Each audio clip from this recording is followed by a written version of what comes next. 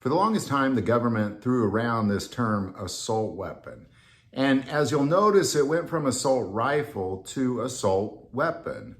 And they've been throwing this term around without really any kind of clear definition of what exactly they were talking about.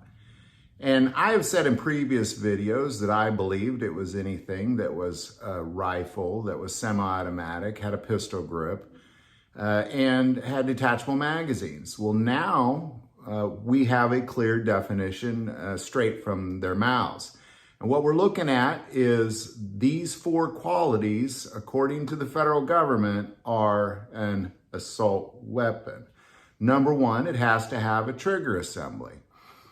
Well, I've never seen a gun without a trigger. I'm sure they exist somewhere out there, but that's every single gun on the planet right there so far. The second would be a sliding bolt or a bolt carrier group. So now we're getting into something that's a little complicated because a pump action shotgun has a sliding bolt. A lever action rifle has a sliding bolt. But what they're getting at is semi-automatic. I think they're just struggling with how to term that without saying semi-automatic. And the third thing is that it would have an extractor, meaning that once you fire a round, that bolt would then extract the empty casing. And then the fourth thing would be a magazine well. So any gun that has a trigger, that has a sliding bolt, that has an extractor, and has a magazine well. Now we're kind of taking out the pump action and the lever action guns. But this is still most guns out there. And the question was asked for defining it, does this include pistols? And the answer is, yes, it does. Handguns are absolutely included in this if they have a trigger, a sliding bolt, an extractor, and a magazine well. Now, that's pretty much every single handgun with the exception of a revolver. I can't think of many others, maybe a black powder pistol. Offhand, I'm sure there's some other options out there. Offhand at making this video, I can't think of anything other than a revolver and a black powder pistol. Anything that would take a magazine and anything that has a trigger, anything that has a sliding bolt, and anything that has an extractor is included in the proposed federal government's assault weapons ban.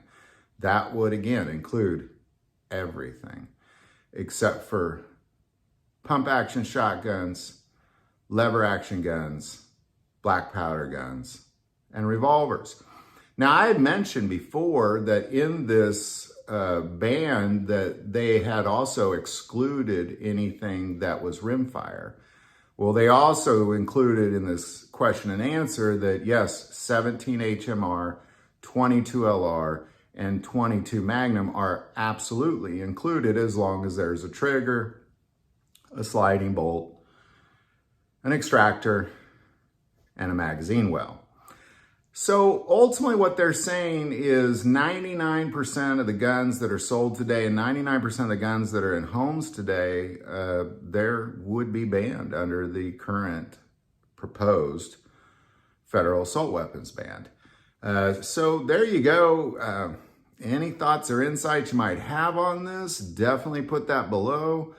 At least we have a clear definition of what it is they're talking about.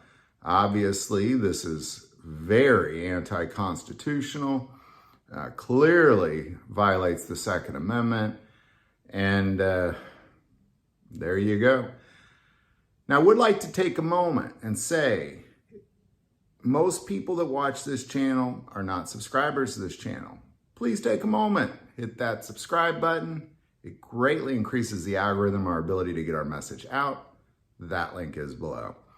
But the most important part of this channel is we take prayer requests, and never hesitate to send that in. Thank you for watching this episode of God, Family, and Guns. And as always, love God, love your family, love guns.